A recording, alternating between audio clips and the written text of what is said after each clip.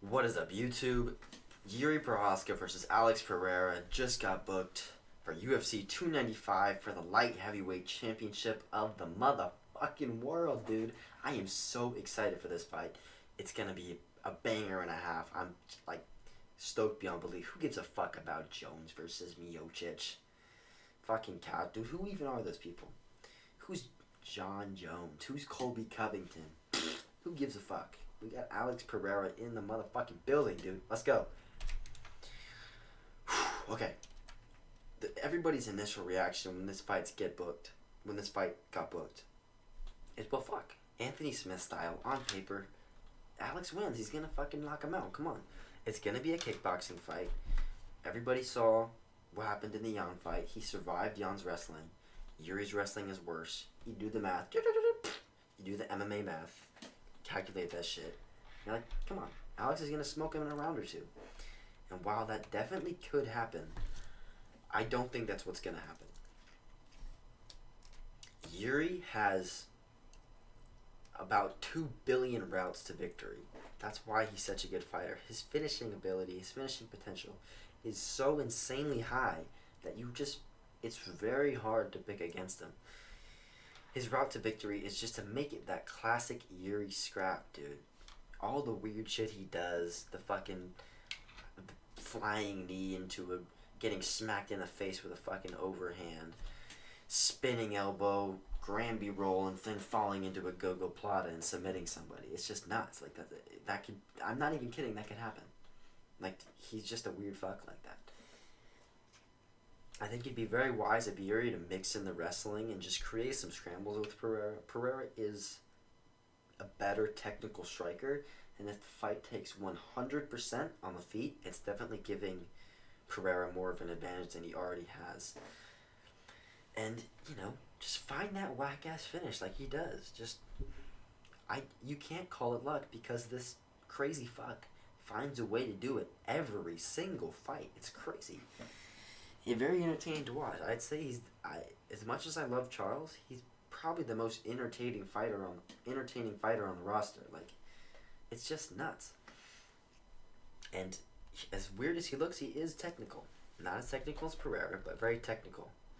This strike right here could be the story of the fight.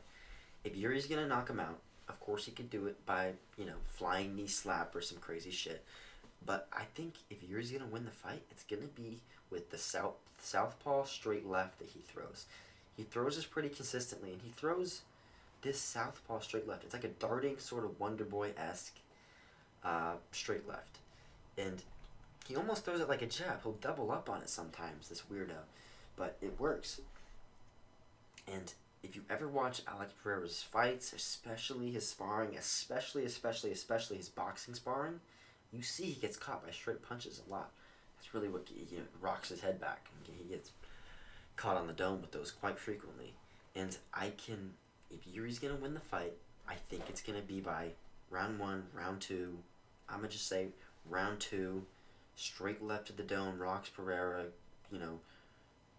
goes into a barrage of punches, and then KOs him or TKOs him.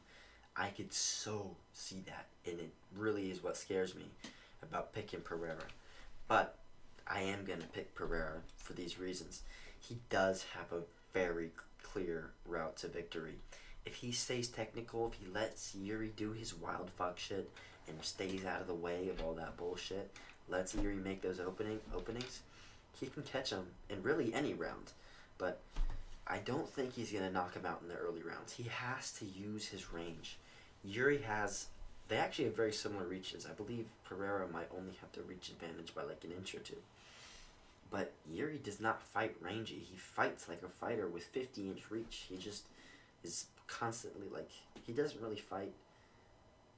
He doesn't fight rangy. It's really weird because he does have the length, but he doesn't use it. And do not, I repeat, do not scrap with Jiri. They both have, I want to say, technically we do the math.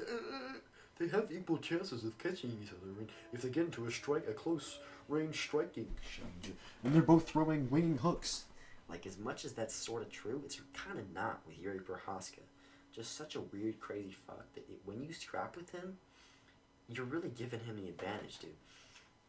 And it's he'll just catch you with some weird shit, and then you'll be waking up 20 minutes later and looking at the replay like, damn, I just got chinned with like a fucking Yair Rodriguez back elbow.